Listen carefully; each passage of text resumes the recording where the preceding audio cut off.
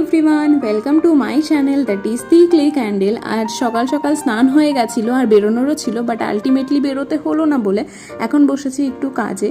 আর এই যে আমার আগের ভিডিওতে দেখানো নাড়ু, খেতে মোটামুটি ভালোই লাগছে, তবে বেশ শক্ত।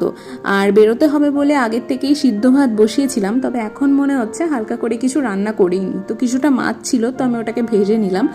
আর এরপর বানাবো একটু কুমড়ো ভর্তা। পিজিতে থাকার দরুন ভর্তাটাই আমার বেশি বানানো হয়, যেহেতু খেতে খুব ভালো লাগে আর খুব তাড়াতাড়ি হয়ে যায়। তো এই যে পেঁয়াজ, রসুন আর কাঁচা লঙ্কা ভাজার মধ্যে এবার কুমড়ো আর গাজরের ওটাকে ম্যাশ করে ওটাকে দিয়ে দিলাম। আর এবারে কিছুটা নুন আর হলুদ দিয়ে এটাকে অনেকক্ষণ ধরে নাড়তে হবে, যাতে জলটা অনেকটা শুকিয়ে যায়। আর খাবারে একটু মিষ্টি মিষ্টি ভালো লাগে, তো আমি একটু দিলাম গুড় আর দেন সবশেষে দিলাম ঘি। তো এই যে আমার এটাই আজকে দুপুরের লাঞ্চ। তো ভিডিও ভালো লাগলে লাইক আর সাবস্ক্রাইব করে দিও, আর ফেসবুক থেকে দেখলে ফলো করে দিও। তো চলো আজকের মতো টাটা, দেখা হবে অন্য ভিডিওতে।